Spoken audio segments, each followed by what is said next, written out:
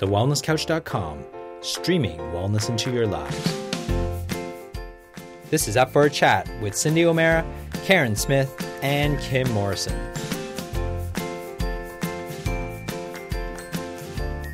Here we are, up for a chat about the hottest topics that are important to you, inspiring you to awaken the change within. I'm Karen Smith. I'm Kim Morrison. And I'm Cindy O'Meara. And we have a very special guest joining us today. She's a very dear friend to all of us, but I think especially to Miss Kimmy. Mm-hmm. We've got the beautiful Fleur Welligan joining us today, who was Kim's business partner. For how long were you guys in business together on 28? 17 years? 17 years we worked together. We worked together. And then we did 11 years together in business. So tell us how you guys actually met, because I think that's a really cool story. But I think what would be really cool for us to explore today is how do you, because you guys are not in business together anymore, are you? But you're still best friends. Mm-hmm. Because a lot of people say don't go into business with people that you like. Don't go into business with people that are family because it ruins the relationships. But you guys, totes fly in the face of that. So tell us your story. Well, I think what's interesting is that we weren't best friends and then went into business. We actually met each other through work and developed a great respect for each other. And that's where our friendship grew from there. So you think that's the key? It was for us. It was for us. Yeah, we were thrown together to present a workshop in New Zealand, down in Wellington, thrown together. We met at the airport. We were picked up by the local rep. And I don't know, something happened. We clicked. We clicked on humour. So we had the same sense of humour. I just suddenly thought, I probably sound really New Zealand. You did, do you? I was actually thinking that, Fleur. I just heard myself. She sounds like a Kiwi. I'm like, Kiwi. So I was listening to you. Okay, let's not go there. Sex. I've got to get my Australian back. Let's go there. Let's go there. So we met with the same sense of humour, really. We just started giggling at the same thing. And I'd been reading a magazine and get the giggles, and then Kim would lean over, look at something, and then we'd laugh together, and we clicked. Something happened, and that started a sort of. I actually think I shared our story, how we started. I think when I talked about 28, you probably have. So if you want to listen to that one, and I even told the Victoria story. Oh, you did? Yes, oh, and I didn't mean to. I wonder if Victoria ever listens to the podcast. So if you want to hear the real funny story about how we met, then listen to the 28 story. But it was amazing, and I think, Fleur to me is someone that has a heck of a lot of grace. She's classic, she's beautiful, she's soft, she's nurturing, she's intelligent, and I think all of that she grounded my playfulness and my enthusiasm and my energy, and I kind of went way out, and she kind of she pulled me up. So it was a lovely balance. What made you decide to go into business together? What made you decide to create the products that you guys have got, or that's there? I think out of our joint passion for wanting to inspire and help people. When we first started writing books, we were young mums, and as girlfriends connecting on that level, we were both tired and exhausted, and really in a journey of ourselves into health and wellness. And we thought, well, others need to hear this. Others want to know this. And that started our journey on self-care through our own need for it, really, because we were tired little mummies. And it just grew from there. That would be me. So I'm not used to podcasting, so I'll just turn that off. All of us are looking around going, hey, this phone. We've all turned our phones off. See, that's gone. Right, now, carry on. Up close, raw and personal, that's what lovely. That started our journey out of our need for wanting to know more and wanting our own sense of well-being to be enhanced, and how to balance with children, and it just grew and grew and grew into writing books and then into product. We wanted to bring something amazing to the world, didn't we? And I think that we grew up and our business grew up together. So the first edition of Chocolate for Women, when it came out, was really focused on mums with young children. Yes, we delved into areas of the working woman and physicalness and nutritional and all that sort of thing, but probably the first edition of that came out based on our desire and needs as young mums, desperate for support and self-nurturing and self-growing, because sometimes becoming a mum, your world becomes so consumed, you don't know you don't actually know who you are anymore sometimes, because you become so needed and depended upon that you lose yourself sometimes. Well, I felt that, and that's why I think we both had a strong yearning not to just be mums, and not that that's a job to be undermined by any means, but our focus and what probably kept us educating ourselves was the desire to educate others, which made us learn more so that we could teach more. Yeah.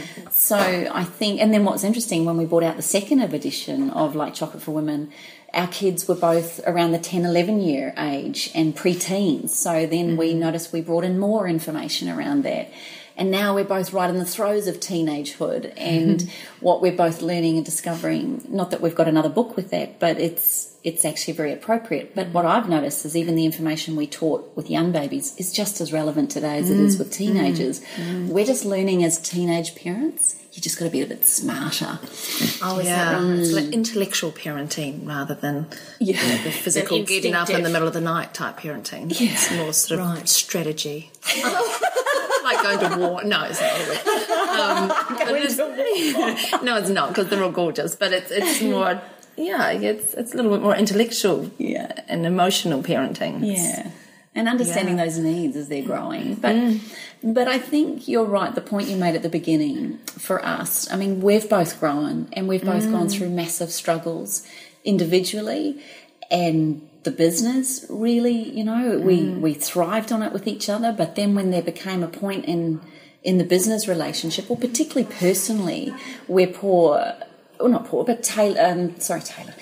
Fleur's life changed, with a marriage breakdown, and with that came a massive choice and decision for us to really make a decision. And so is that what drove it? Was when things didn't.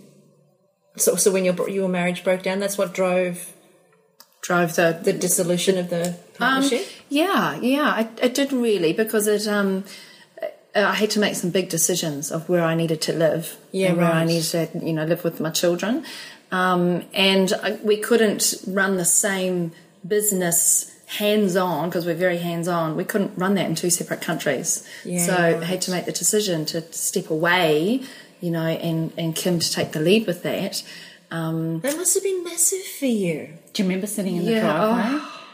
Do you remember the day we both decided what had to happen? After 17 years. That's like a whole lifetime right there. That must have been a huge process for you to go through to actually get to the decision. Yeah. And I think in a way, because, marriage just doesn't break down overnight, and I grieved that for years leading up to the decision of that marriage actually ending, and tried to do, everything I could. And it's the same with the business. It was, a grieving process that we went through, both together. I think deep down we both sort of knew what could happen and what was going to happen, but we just kept going on, and it was a process of going through that and supporting each other. And at the end of the day, what we teach is self-care and honouring oneself through, looking after oneself's health and well-being through the rituals that we do in oils, and that was actually all part of the journey of coming to the decision, and looking after each other and looking after ourselves was a huge part of how we actually got through it, and how our friendship survived and how we survived. And I think what really occurred out of it was taking the emphasis off ourselves, and actually picturing what the other person needed, which is really hard when you're really grieving. Yeah, so absolutely. Part of me, if I'm really honest, it was like, stuff your marriage breaking down, bugger this happening, and how could you leave? And like there was a voice in my head saying, how is this going to look without you? We are the chocky chicks. And, and those thoughts certainly occurred, but never with hatred or blame. But I had to learn how to deal with those. And when I really thought about the greater good and maybe the possibility of something new, that's when I could sit in a place of total love. And we sat in the driveway one day. We'd both been really struggling. I know Fleur was struggling with where she was going to be and how it was going to look. And I was struggling with the thought of her, maybe not being... Actually, I don't even think I thought about her not being here at that point. But I remember we sat in the driveway and I just looked at her and I went, oh, my gosh. And she said, what? And I went, you have to go back to New Zealand. And we both sat there in stunned silence. And then it was like, oh my gosh, you're right. And so it was like... Do you know what that just reminded me of, though? Is in New Zealand, when we... Don't worry, they give me grief. How would you normally say it? New Zealand. She's a New Kiwi. Zealand. New Zealand. I'm a Kiwi. Right. Okay. When we were back in New Zealand and you were going through a tragedy, and I said to you, you have to move to Australia. Mm-hmm. So we've actually been through this twice. Yeah, and it was me telling you, you've got to go. I know you have to go. I don't want you to go, but I know you have to go. Right. And then a few years later, many years later, 11 years or so later, Kim's turning around to me saying, you have to go home. You have to go back to New Zealand. Wow. So it's happened twice. But we did also say to one another, just because that's how it is now doesn't mean that's how it'll be in the future. No. So let's both live in the now and what we have to do to survive being mums. You in a you know, don't forget I'd gone through a massive marriage issue as well, and so we were both in this amazing space where it was like, wow, there's no other word for it. What do you do? But I remember thinking that, actually Fleur turned around to me and she said, I think we'll still end up speaking together. I think we could be in our 80s speaking around the world. Imagine what it's going to be like when our children are older and they don't longer need us. So all of a sudden I went, wow. You know, when you're in a moment of adversity, you think there's nothing else other than right in that moment. And you think nothing else. But when someone plants a little seed, you're like, oh, yeah, okay, well maybe in 10, 20 years' time there's a possibility of something greater than what we ever imagined now.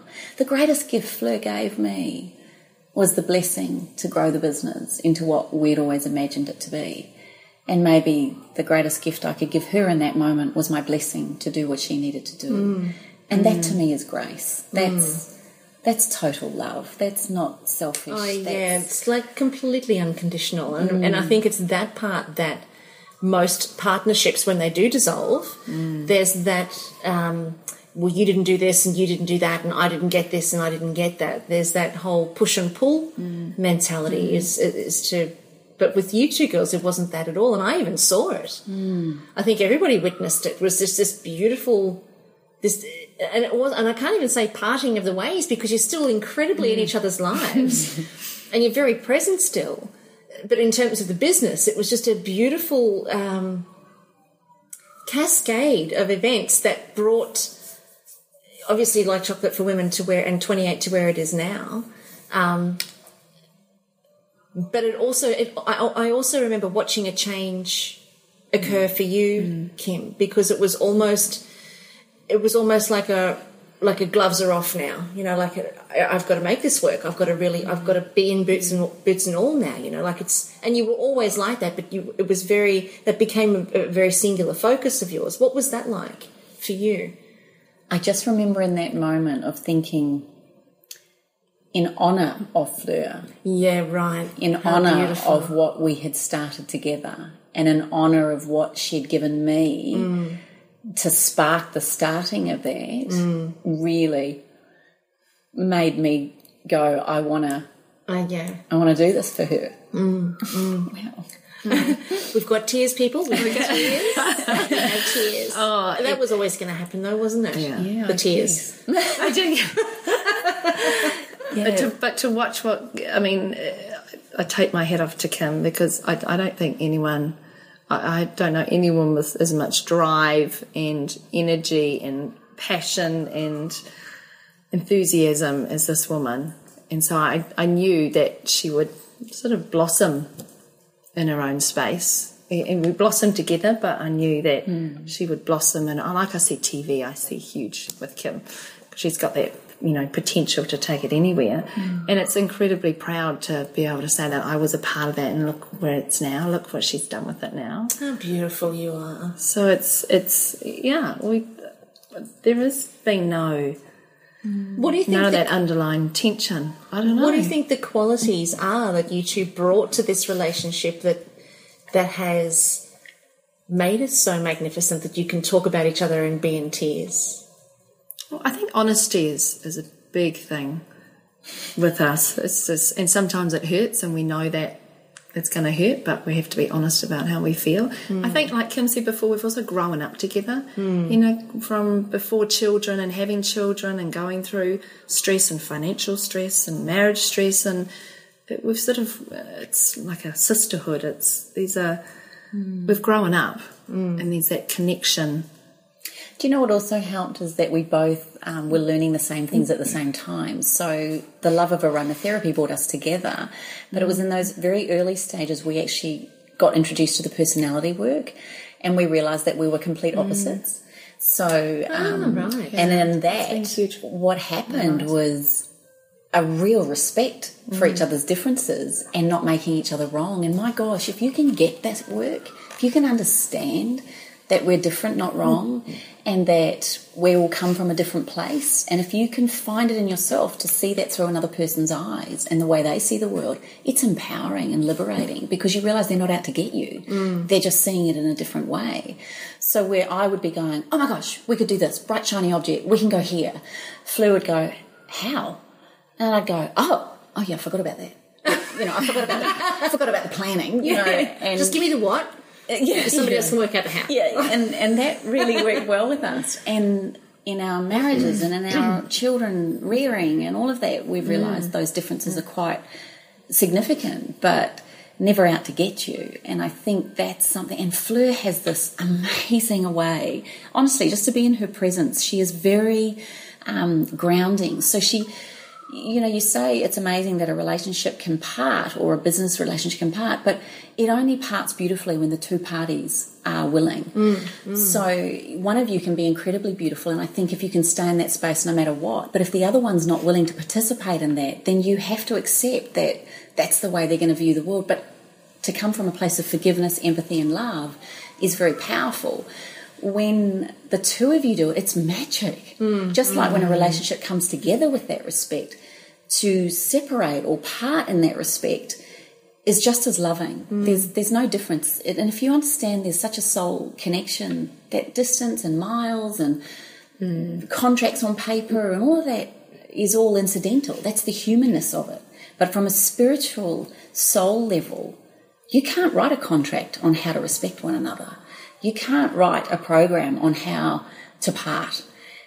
But if you can understand the fundamental essence of humanicity and to actually really get that it's about respect and honouring and love, then there is no judgment. There is no heartache. And what Fleur brings to people that know her, what she brings to their life is something truly very different and unique, in that she is very calming and very non-judgmental. And you know, if you nut off the handle, which my personality type would probably have a tendency to do, she'd be like, oh, I know.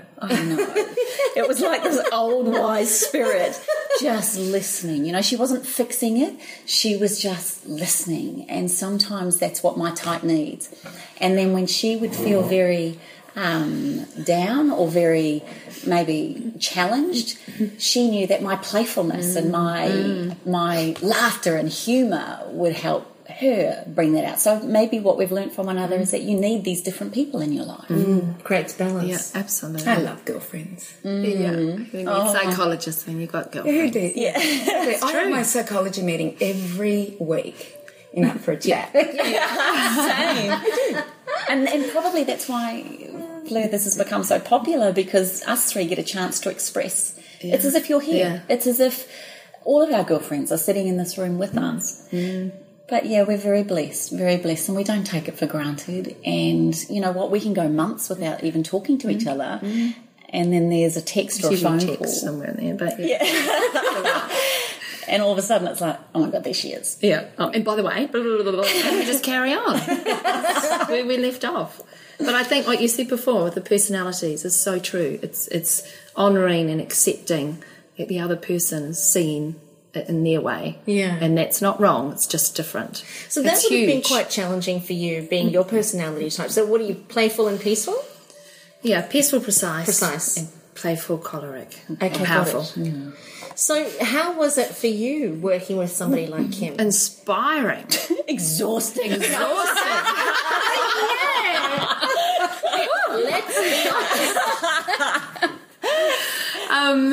She is full on, A isn't bit she? of all that. It is exhausting at times. It is. But it's incredibly inspiring and fun because she's just on the next thing and, oh my God, we're going to do this, I'm going to go that. It's like, okay, Right, let's work this out. But it sounds great. And so she would pull that because ideally, within the personalities, you want to actually find that balance. There's a bit of all of it in everyone. So she would pull my playfulness out. Which was just fantastic, and I would, like she said, lovingly ground her at times. So it was, but it was exhausting at times. But then I didn't get exhausted going, oh God, she's annoying me. I got exhausted going, okay, let's just slow her down a little bit. Right, come on, let's have. Do not give her coffee or champagne. Well, exactly. You need coffee now. I'm not around. But you replaced her with a coffee machine. Exactly. I just had to know when to get the lavender out and just bring it down a little bit. Right.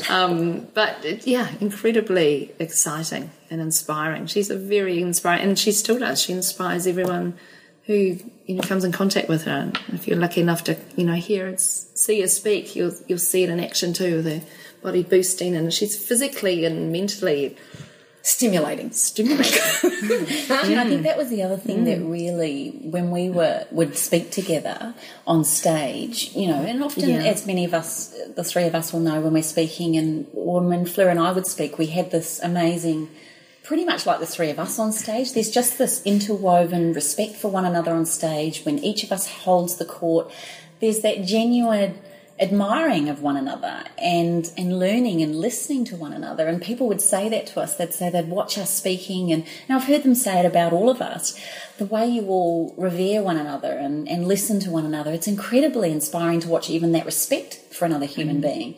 But what I learned, which was really special, one of the greatest downfalls in relationships is, and it's a horrible thing, jealousy and envy can be incredibly disempowering to the individual and to relationships. And when we'd get off stage and someone would say to me, I know that I would exhaust some people with how I spoke or what I said, and they'd come up to me and they'd go, oh my gosh, Fleur is so beautiful, she's so grounding. And I'd go, and at first I had to go, oh, didn't you like me? Like a little puppy dog, like, what yeah, the little Labrador would be sitting there going, can you pat me too? Can you pat me? When I turned around and actually heard that for what it was, and I'd go, I know, isn't she amazing? And look at what she does, and look at her. She looked like blimmin' Princess Monica standing over there, like just standing there with this air and grace and signing autographs, and people would just swoon around her. I think more Princess Mary. Mary, yeah. Sorry, Princess Mary. Yeah, Princess Monaco. No, yeah, of, what's her name, of Denmark. Princess Mary. Oh, that's what I mean. So, yeah, that one. One of those. Anyway, well, even Grace Kelly or the beautiful, what's her name? Beautiful, no, the classic one too, the one. Okay, enough already, moving on. Audrey Hepburn is her yes. to a T. Yes. So there she was standing there, and when I turned around with them to admire her in the same space, there was never a place of jealousy or conflict or anything. And what I noticed, and it's the same with us, when someone says to me, oh my God, well, there was that lady, to finally meet Karen Smith at the Wellness Summit and to be in her presence, or one of the ladies at the dinner. Heaps of people. It's like you stand there, and I'm sure all of you it's proud. And it's like, because what you see in her, I see in her. And there was never a competitiveness with us. And just like there's not a competitive, and that's what makes this beautiful. And I think if there's one lesson, maybe what we all bring to the table is, if you can drop jealousy and envy and be a part of that magic, then the magic just evolves in you even more. And competition. Like a lot of people compete with each other. Same sort of thing. Yeah, I had a phone call from Kimmy about a week or 2 weeks ago, and she just dumped. You had to say things, and she was so good. She just went boom, boom, boom, boom, boom, boom, boom. And every time she said something, I would go to say something, and I realised, no, she's still dumping. Let her go. And this is what I sent to her. She hasn't taken a breath yet, no. I sent this to her. I said, you can always tell who the strong women are They are the ones you see building one another up instead of tearing each other down. Beautiful. And that's what it's about. It's about too many women tear each other down when in actual fact we should be building each other up. Because as we build each other up, we succeed. Exactly, because when you're tearing ways. someone else down, you're tearing yourself down. So how have you got to be realise. who you are? Like, what made you so wise when I met you? What made you so, like, was it your, was it your upbringing? Was it your, like, tell these beautiful people who you are, because you have this amazingness about you that everyone is drawn to. What made you be the way you are? I think the same about all of you. I think we're all amazing. I think we're all on our own little journey. But I was quite a not nervy, but always worried about what people think. I was sort of brought up a little bit, beautiful parents. Say nice things. Say nice things. And they were absolutely amazing. But I was sort of brought up, I was just very conscious of what people thought all the time.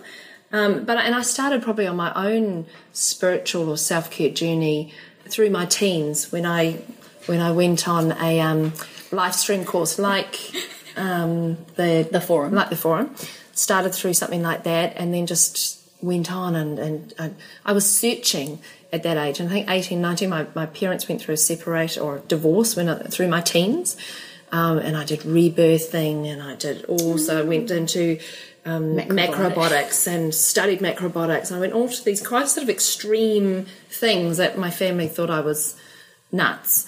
I remember turning up to a birthday one time. I was in charge of the cake, and I bought a couscous cake, couscous soaked in apple juice. That was the birthday cake.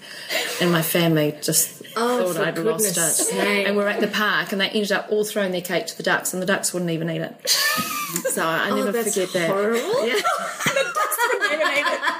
No. So I sort of, started through those late teens, just searching. I was just continually looking and searching. And through that, I learnt a lot. I actually learnt just to let go of what people thought and worrying about what people thought. It's a long journey, though.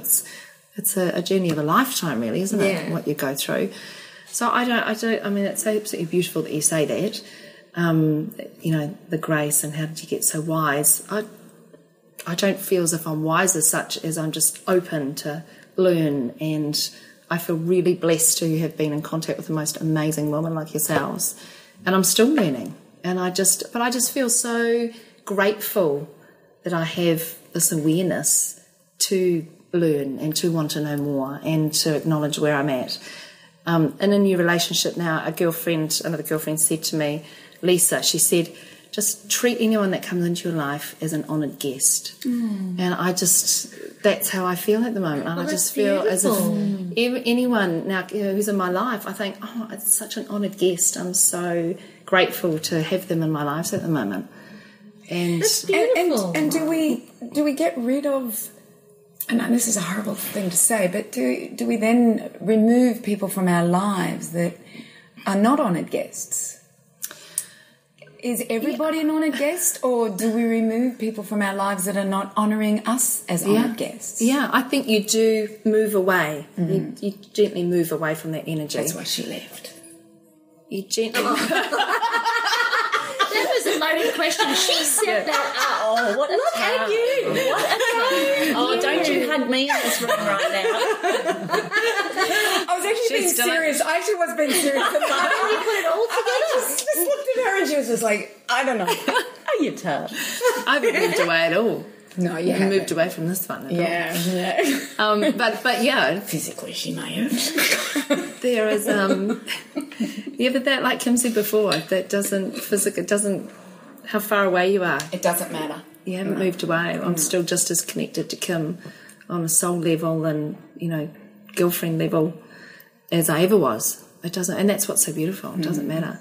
But I do. And as we all know, as we get older, though, we become a little bit more choosy around the energies and the people that we want to be with, and we do really see who is a real honoured guest and who is comes into your life, for a season, maybe to learn or A reason.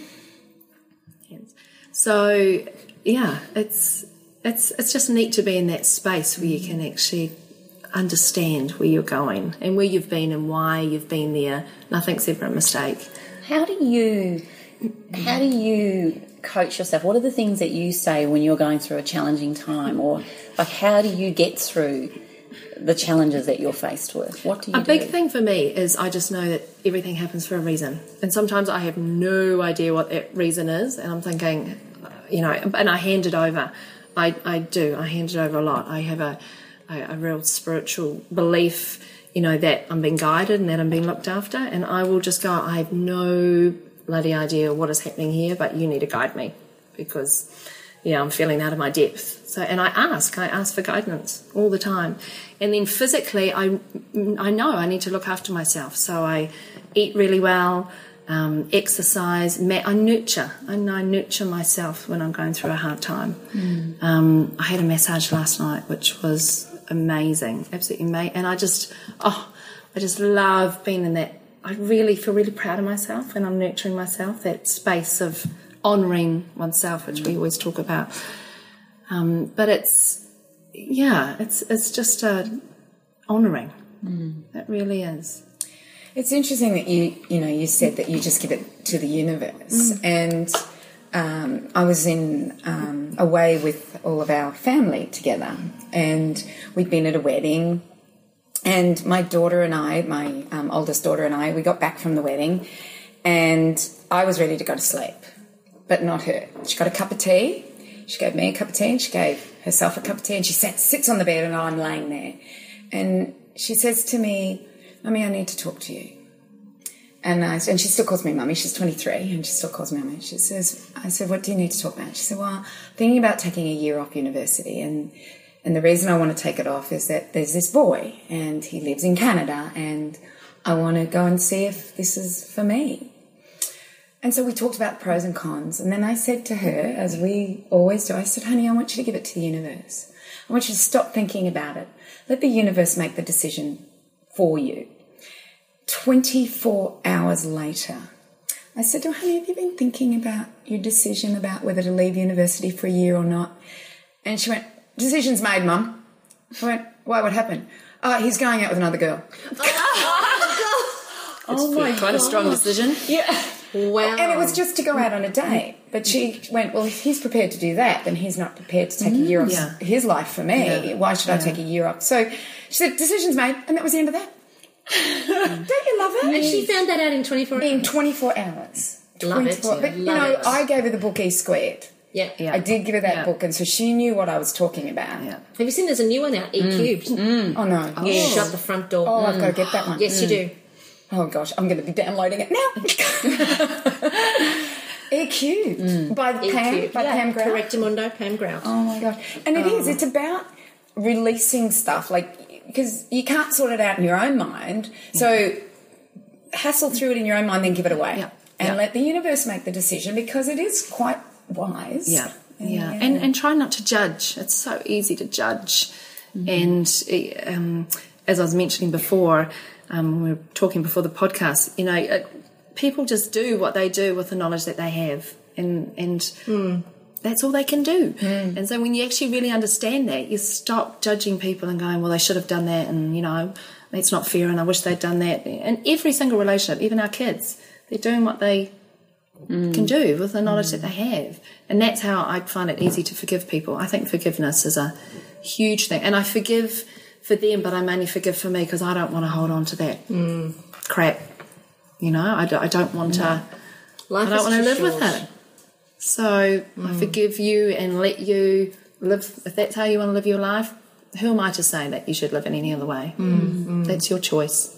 But I'll choose to live it this way or look at it differently. And what's life like? I was just thinking exactly the same question the same way. Really? Yeah. I was just going, so what's life like for you now? Yeah. We're so in tune. What torts? What's life look like for you now? It still throws a huge amount of challenges, at me with in a new relationship. There's 5 children combining in that. and all the ups and downs that come with teenagers, and maybe a little bit of, not accepting change in life and new relationships. Some of them are struggling. And so it's still a lot of forgiving, that's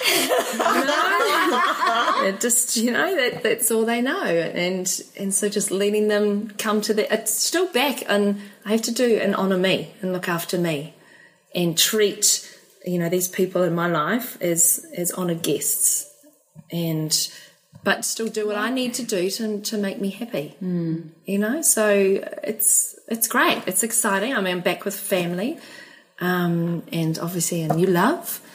How does that work? Like, can't you see her glowing? I noticed one thing.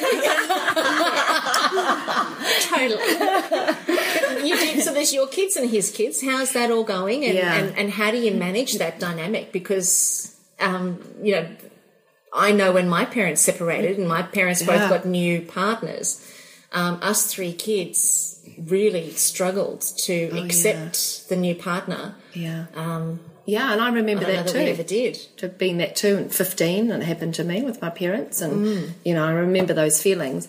I think we've really tried to just acknowledge that, just give it time. And so we're 2 years on. We're only looking at now moving in together now. We've really honoured that space of being together, but not throwing all the kids together.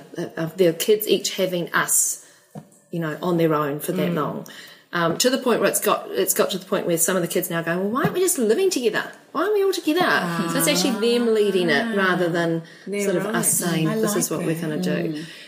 So there's been times where I'm like, I just wish we were, together. But then, to be honest, it's actually been quite exciting, because when you're not together, you can't wait to be together. So from that point of view, it's you're always living with that. There is a dance. There's that newness of the relationship that's exciting. That's the best part. I call it the almosting. Like when you know what I'm saying. Like when you first with a new boyfriend. We're trying to get there. When you got a new boyfriend and they pull up in the driveway and you get that all excitement and, you're kind of almost their girlfriend. And then it goes to the next level and you're kind of almost doing it. Kissing. You mean kissing? Yeah. And then you're kind of almost doing it. And then you're like almost, engagement is like almost married. And then almost living together. There's those real anticipatory my nickname times in relationships. When Jenny and I first met was Nearly.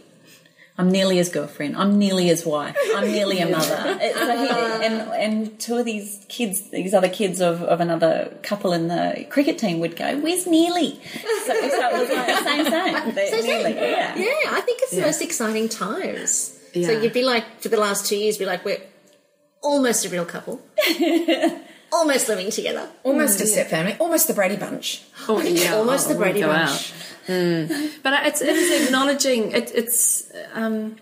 it's acknowledging everyone in the family too, that they're all in their own space, and they're all, again, who am I to say that they should be excited for us, or they should be feeling like this, or they should, accept me, or they're just going through their own journey, and at the end of the day, it's just loving them for where they're at, and giving them, and when they're not at. And being in the now, I went through probably a year ago, really reading everything I could on being in the now, just being present and actually enjoying, particularly when you're not living together, just enjoying this moment that we have. And sometimes without the kids, I'm just going to enjoy right here, right now as a mate. We haven't got kids, and I don't want to think about, I could pick the kids up in an hour or 2 hours, or I just want to enjoy right now. So I really sort of practice being in the now, and I just love that. Like right here, right now is amazing. And it's interesting, I love being in that space. It's interesting when you do that and you bring yourself back to the now. All of your thinking stops. Yes. Yeah. All of the shoulds and shouldn'ts and cans and can'ts almost disappears immediately to just leave you free. It's beautiful. And then all of a sudden it starts creeping back in, and you become aware and you bring it back again. But that's what it's like. Yeah. So we know that you are a big foodie as well. Massive foodie. You and Cindy have probably taught me more than I could ever imagine. And we love the same things. I just love it when I love it when Cindy's in Auckland and we head to our favourite cafe and get lamb's fry, bacon, fried sage, and fried sage, and watercress. I still dream of that. It's the best. I wanted to go there this last trip back to Auckland, but I couldn't convince anybody to go for lamb's fry. I tell you what, I went to a restaurant on the weekend and it was a fine dining restaurant, and I thought of you the whole time, Cindy, because they gave us, it was a 5-course dinner, and the first one, of course I had the vegetarian vegan option and Matt had the meat only, and the first course was freshly shucked oysters with deep fried pig's ears. Oh, that's out there. That is so out there, Cherry. And then the second course was raw cured venison. Raw cured venison. And it was red and bloodied, and it had like a shaved duck over the top. And then there was another one of king prawns and sheep nuts. Well, they mix. Do you know what they're really called? mix their animals, don't they? Do you know what that's called? That's called Rocky Mountain oysters. Sheep nuts. Or sweetbreads.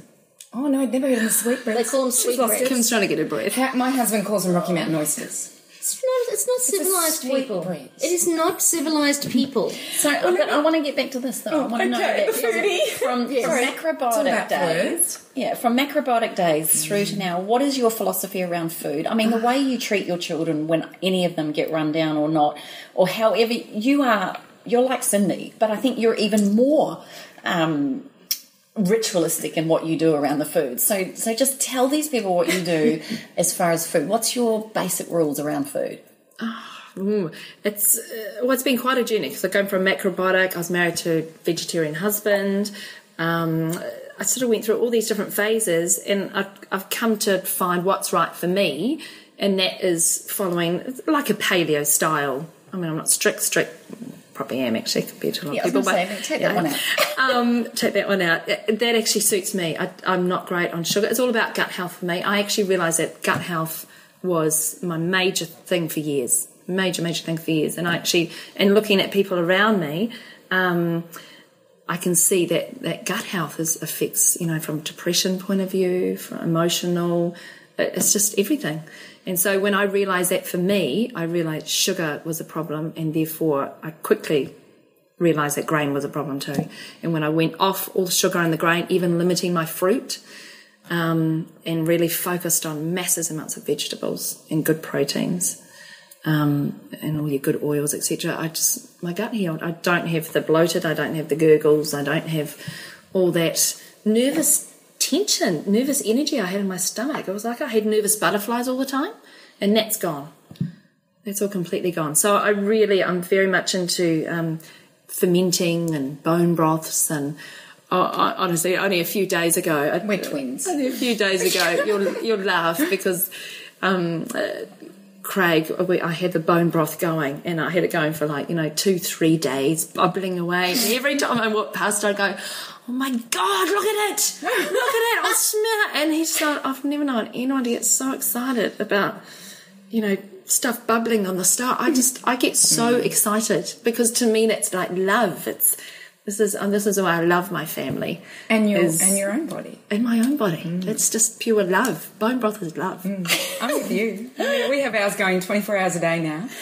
I haven't got there yet. Yeah, we've just got the crock pot now, the electric crock pot, and it's just going in. And what Howard does is he'll pull everything out, but there'll be some left, and then he'll restart it again. And it's a unbelievably concentrated it would be. Taste. It's amazing. The whole house must smell of bone broth. It does. We come home to the most beautiful food smells, absolutely beautiful food smells. And I do at the moment, I don't know about you, but I have a SCOBY hotel happening. Oh, I need one. Oh my gosh, my SCOBY hotel. I'm fermenting my kombucha, and because I haven't been around for nearly 3 months, the only thing I'm keeping is the bone broths going, but I'm not keeping my SCOBY going. Well, my SCOBY is. My SCOBY has taken up 3/4 of this huge 5-litre glass. It wouldn't be 5 litre. Maybe 3-litre glass. It's 5 litre. Is it 5 litre? Yeah. 5-litre glass jar. It's taken up 3/4 of it. It just keeps growing. So I do have one for you, Kimmy. Yeah. I'll give you some of my I've hotel. got a couple here. But take one back on the plane? Yeah. No. Did you see one, you don't think? No. You could take it back as a cosmetic. Seriously. No, it's not packaged. They will not allow that No, in they New wouldn't Zealand. allow She can get it, her own hotel. She'll start a Scobie hotel back there. Yeah, started Scobie. So around food. So food's obviously really important to you. And I know from what we've done together, rituals are really important and the oils are very important. But you're also a beauty therapist. And what I wanted to ask you is to share with people what you think around beauty. Like, how are you teaching your young daughters to love who they are and what they're about? And how are you finding that your two are actually really growing up as young women? And what advice have you got for all of us around self-awareness and self-love? And can I just say that she is the best beauty therapist? Oh my God. I agree. Yes. I agree. The best, bar none, hands down, wins every day. Yeah, no, I agree. You're just so... it shows that you nurture yourself because you nurture us. You know, because you can go to a beauty therapist that doesn't... don't feel anything. But whenever I go to you, and she's left town, so it's a real bummer. We have to go to Auckland for our We thing. have to go to Auckland for our beauty therapy. You have an amazing touch. I love treating. I absolutely love treating. And I love treating because I feel as if I'm helping my client connect back into themselves. And so that, to me, it's quite a spiritual thing when I treat. It's like they get busy and they're, out there and they disconnect, and then I come and I talk about breathing and get the oils and I just help them to connect back in so that they can go to that place of, where they just find that peace and they can let everything go. So that to me is I find it a real honour to treat because I'm helping people on that journey. From a beauty therapy point of view, and that's where I come straight back to the food, skin grows from the inside out. So I always bring it back to, the best anti-aging is what you can be putting in your mouth. So I do the whole food journey as well, and then extend that to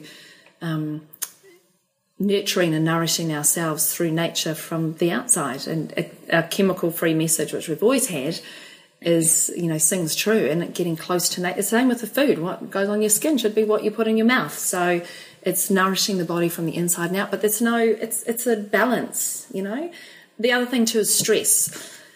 Stress is one of the biggest ages, and so I have a lot of people that come to me that are stressed out. They often come for a treatment because stress has led them there. Oh goodness, I need a massage, or I so need a facial, I just so need time out.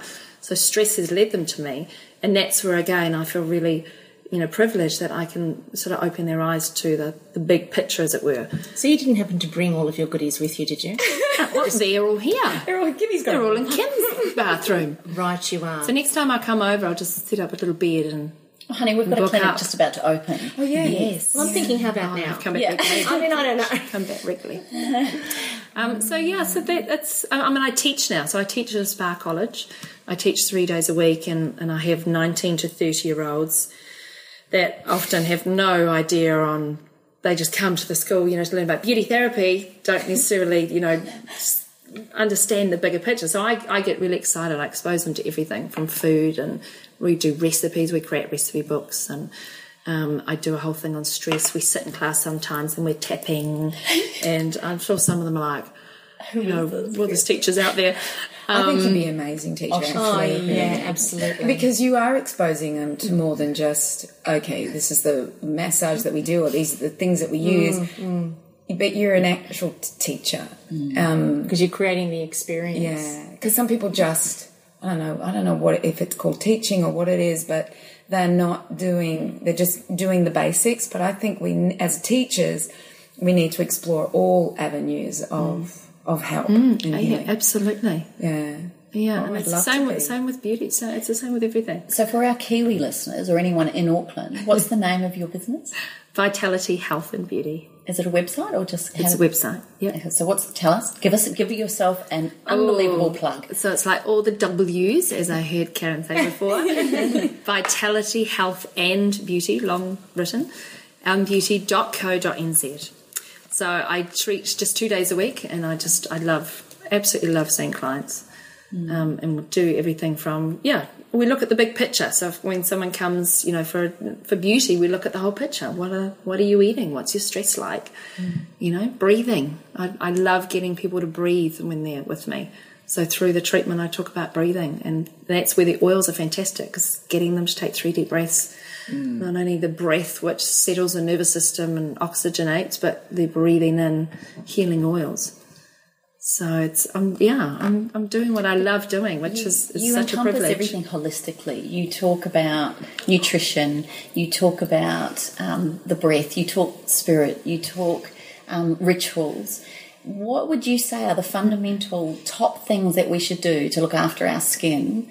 I know you've talked about eating, and obviously what you're saying is very real, and we've talked a lot about nutrition through all of our podcasts. But as an expert, someone who's coming from a purely beauty and health angle, what would you say are the top most important things for people to start looking after their skin in a better way? Get back to as close to nature as possible. Eliminate the chemicals that are in your skincare. Look for products that are really potent and high quality with the naturals. Do you recommend anything in particular? 28. What a surprise! What a coincidence! I just was not expecting. Was that a leading question? 28. 28.com. And that's TWENTY, the number 8.com. Hello. Seriously. That is why Kim and I created 28, because it epitomizes the best that you can get And your from belief system. nature. Yeah. Absolutely. And when you look at the chemicals, like I won't go to a beauty therapist now until I know what they're putting on my skin. Yeah. And if I look that it's got a bunch of chemicals, I won't do it anymore. Because not even a treatment like that does me any good, I don't feel. So I'm always looking for somebody who's using a good product. And we just so happen to be having a beauty therapy opening at 28, haven't we? When I find the right therapist. Yeah, we've got to find the right therapist. Yeah. And I will pop over as often as I can. For training? Not sure how that would be. For training and treating. I'd love to come in and... oh my see gosh. everyone. Wouldn't that be exciting? Because there's not that many. No. There's not that many you can go to that you can trust what they put. It's like food. I have to find the right restaurant. Like we go into an Auckland, we know what we're getting. Yeah. But it's like when you're having a treatment. I just can't go to any beauty therapist. I can't go to any restaurant because I'm so particular about the chemicals that are used in both of avenues of what goes on our body and what goes in our body. So would you say, just back to the rituals, would you say that it's important to mask? I mean, tell us what you think is the most exfoliation, okay, going right back. Yeah. Body brushing, give us a whole lot of things that you think Your would be rituals. the place. My rituals. I am a dry body brusher. Absolutely love body brushing. Body boosting. So everyone knows about body boosting with your oils. And that's where that whole link of not only nourishing the skin, but nourishing the soul and the emotions. You choose your oils depending on how you feel. So it's a holistic. It's the big picture. As far as it comes skincare, cleansing, most people over cleanse, so that's probably why we created the cream cleanser. Most over cleanse and over strip their skin, so cream cleansers are really important. Oil cleansers are beautiful.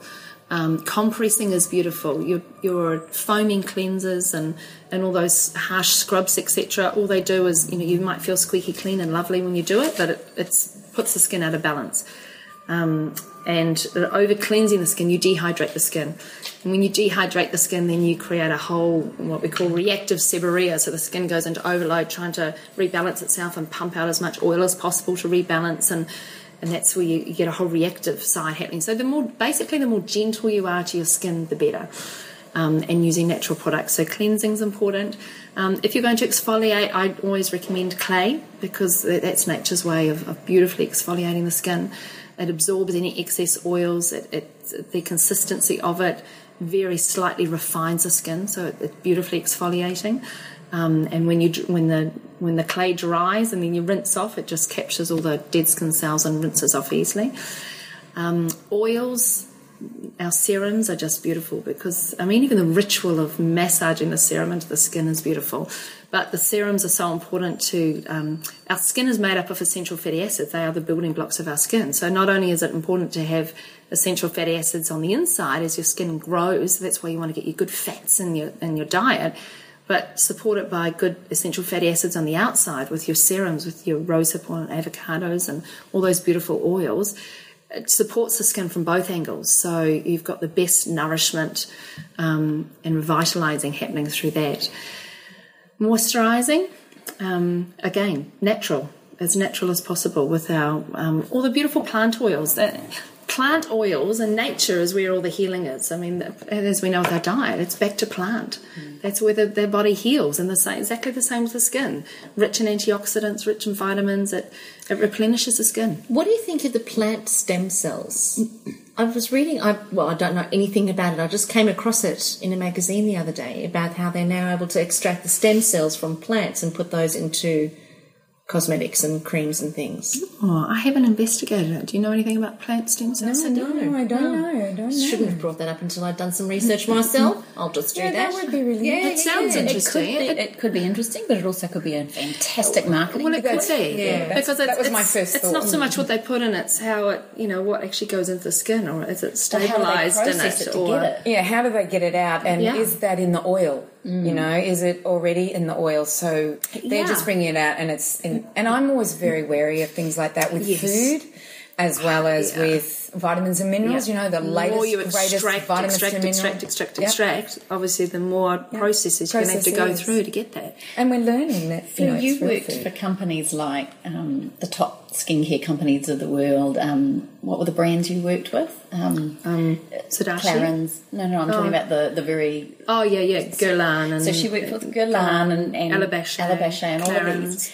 And one of the things I've always remember Fleur saying is she felt like she was... doing a disservice to people now, looking back on how many products she used to sell. Thousands of dollars. Like, a neck cream would be another $170, and eye serum would be $150, and incredible prices. And now that I look back in those early days and when I started in beauty, it's like a disservice.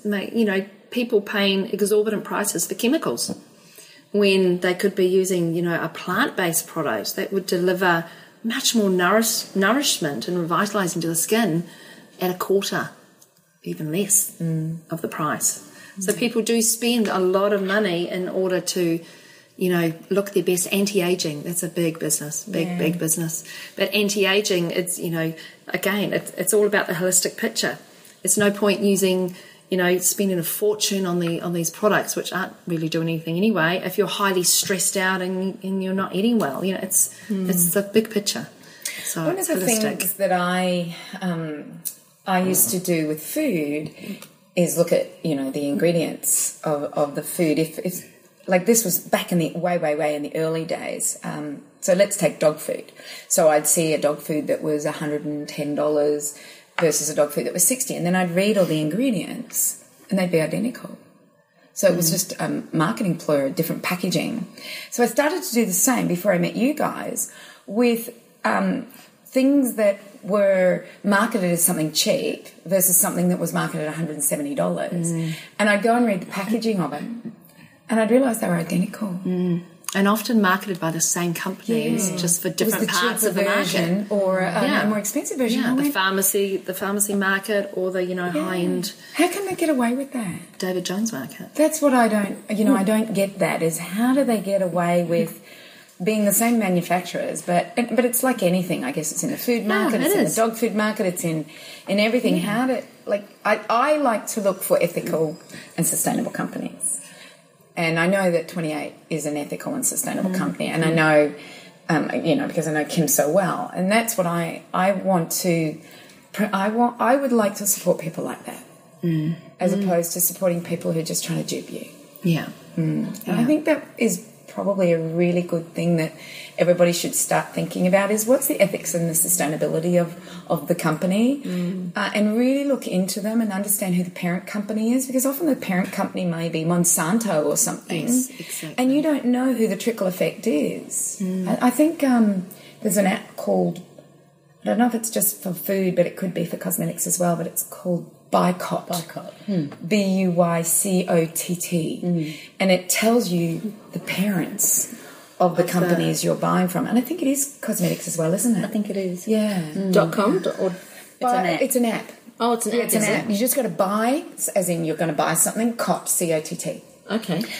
Fleur, would you say that coming from the extreme beauty therapy industry to where you do beauty therapy now, would you say that, I mean, we used to talk together a lot about people buying hope in a jar, and you know, what are your thoughts about where beauty is going? What's your message to young women? What do you think from a beauty perspective? We all want to look and feel our best, but I mean, I know you're talking about the inside and everything, but is there any messages? What do you say to your daughters when they're not happy with their body? How do you teach this? How do we, as women in our age group, teach younger women how to love and respect themselves? Yeah, it's challenging out there because you've got the beauty industry that is, you know, marketing, like we always say, it markets as hope in a jar, it markets, you know, these amazing images that you two could look like this. We all know they're airbrushed, but we sort of don't want to believe that because we, in our hearts, we sort of think, oh, maybe I could look like that. Or, you know, we have this idea of what we should look like and what we're meant to look like. So it comes back to that nurturing and that self-care and loving oneself no matter where we're at, and realising that loving oneself is looking after oneself in the best way, and that is by getting back and close to nature, connecting in with nature and getting that connection back. With the teenagers, it is really interesting because they look at all different things and what their friends are using as well. I even think of like deodorants, you know, mine are still using baking soda, all that type of thing. It's education, so I do educate them, but I let them make their choice as well. But it is very much about education, and I think that's where as parents we have the responsibility to educate ourselves so that we can help our children actually make these right choices. Beauty is, it's like I say, to me it's the big picture, and I always talk that it does come back to the big picture with the girls though, because I always say it's not just about using that product, honey. It's about, you know, how you look, nurturing and looking after yourself. It's the food that you put into your mouth and what you're putting on your skin and how you treat yourself. And you know, we do rituals at home and bathing and pamper days. I've seen you put on Facebook. I'm not probably game enough to put that on Facebook yet. I'm not a huge Facebook person. But, you know, with our masks, all sitting around with putting masks on and practice those rituals and realise how beautiful and nurturing and fun that is. And it's great when mums do it with their girls. Yeah. I think those are times that you always remember growing up. My mum and I used to sit and do our nails together for hours. Yeah, I remember you saying that. So special. Yeah. So special. I think that's beautiful. Geez, my daughters really missed out, didn't they? No, look, I'm sure that Bear Grylls... They went camping. Yeah, I was going to say, you did Bear Grylls Your type girls are stuff. so practical. They could change a tyre. I'm not sure Fleur's could. No. But they can cook. My girls can cook. That's one thing I did. But I didn't do the beauty stuff. Fleur and I, when we wrote our third book about face, we asked a whole lot of people, what does beauty mean to you? And we had the funniest laugh about this, but, you know, we had answers, particularly with the young people. And so we had, remember, 8-year-old Charlie said beauty is makeup. We had 8-year-old Lennox say beauty is no makeup, which was quite an interesting contrast. And then we had grandparents and our daughters and our sons and our husbands all writing down what they thought beauty was. And one of the little boys, Liam, wrote, beauty is my mum. And we were both reading it going, oh, because all these kids drew pictures. I actually want to put this into a book because we've got all their pictures and all their quotes. It was so beautiful. And he wrote, beauty is my mum. And we both looked at each other and go, oh. When she brushes her hair and puts on red lipstick and boys come to pick her up and take her out and give her money to put petrol in her car. Oh. And we said that. Oh. And we went, right you are. So we got to school the next day and we went, Mrs. Campbell, which one's Liam's mum? We're just, you know, we're fascinated to know who she is.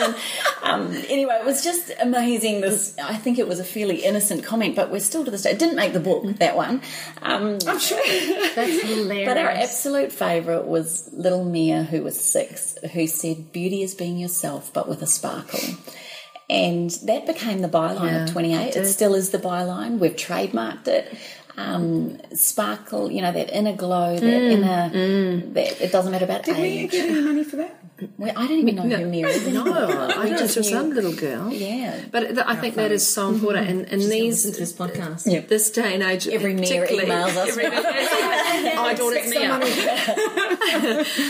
Teenagers, they just need, you know, so much love and so much support, and realise that they each have their own sparkle, and it's just beautiful. Because I mean, both my daughters are completely different, and you know, school and going back to a new country, joining high school halfway through a year. Everyone's already got their cliques. You know, my younger one joined intermediate. Everyone had their cliques. No one wanted her in their group. You know, so she went actually through 6 months. We had almost like a bit of bullying. I had to get up to school and help out there. And they so need us to you know, feed them, guide them, but let them know that they're beautiful as they are, and they're amazing beings. Do you we think need that to feed that. That's beauty as well. Do you think that only comes, though, if you believe that? Because there's a lot of mums out Huge. there that don't believe in themselves, and they wonder why their children, Huge. you know, end up with issues around their looks and their things. Absolutely, and that's why, as I always say, the best parent we can be is a parent. You know, if we are healthy and happy and feeling good in ourselves and grown in ourselves, we will make good parents. It has to start with us, and that comes back to self-care with what we're learning with our mind and our food, nurturing ourselves. It's the big picture. We have to look after ourselves and role model to these kids. Definitely, particularly with society and everything that's thrown at them. They need good role models. They need to be brought right back to basics, right back to grounding. What a beautiful interview. Gosh, You've been wonderful. And in fact, your voice is quite mesmerising. I found myself Kiwi kind of way. in a Kiwi. No, but I found myself quite drifting off there, in and out. It's like, oh, this is quite meditative, actually. Can you imagine having a treatment from her? I have. I know. So I say she's the best. I know. But do you know, next year, part of the business and the growth is we will be having Fleur over next year. We are presenting a workshop together next year, and we are going to open up the clinic to have sessions with Fleur. So Fabulous. So yeah, we will be doing that. So as we said at the beginning of the interview, even though we parted, we always knew that we'd come back and carry on doing things together. Yeah. So we see in the future things doing, you know, and I'd like to come back regularly, escape New Zealand winters and come over here and do stuff. I'm even thinking of the people you're teaching in Auckland. You know, if they're being taught by you, then they're going to have that 28 philosophy anyway. So maybe some of them might come this way. Nice idea, that. Right, There you we are. go. Well, hopefully you guys have enjoyed this podcast as much as we have. Fleur, it's been an absolute treat to have you, my love. Thank you for giving up your time to be with us. Pleasure is all mine. Wonderful. Well, we'll so definitely have you back on the show. We think you're quite fabulous. Thank you very much, Karen. Thank you. Thank you. And that was my attempt at a New Zealand accent. Didn't go From down all the well. New Zealanders, we thank you. Oh, God. You're sensational. Oh, it's a bit out there, isn't it? Yeah. So go to our Facebook page and post your comments about today's podcast. Let us know what you think beauty is. Tell us about what you do in terms of your own rituals, and also getting back to nature and grounding yourself. Any comments that you'd like to make about your own parenting, any questions that you've got for Fleur, make sure that you post them on our Facebook page and we will get them to her, won't we, Fleur? Oh, I'd love them. Yes. Love to. So you can find us at allthews.facebook.com/up for a chat. You can also find us, the three of us, live in person, up close and personal, at awakenthechangewithin.com. So that's where Kim, Cindy and myself share the stage for 3 intensive days where you guys get to really get your head around all the mindset, all the psychology, all the movement and the self-care and everything food, health and well-being. So you definitely don't want to miss that program. We only do it once a year and it's an intensive one. So come prepared, bring the family, bring your pillow because you're going to need it. You can book in at allthews.awakenthechangewithin.com. And you can also find us at allthews.thewellnesscouch.com/up for a chat where you can post your comments. So join us here on Up for a Chat next week and become part of the ripple effect that's changing the world. Bye for now. This has been a production of TheWellnessCouch.com. Check us out on Facebook and join in the conversation on Facebook.com/TheWellnessCouch. Subscribe to each show on iTunes and check us out on Twitter. The Wellness Couch, streaming wellness into your lives. Whilst the Wellness Couch presenter endeavor to provide accurate and helpful information to their listeners, these podcasts cannot take into account individual circumstances and are not intended to be a substitute for health and medical advice from a qualified health professional. You should always seek the advice of a qualified health professional before acting on any of the information provided by any of the Wellness Couch podcasts.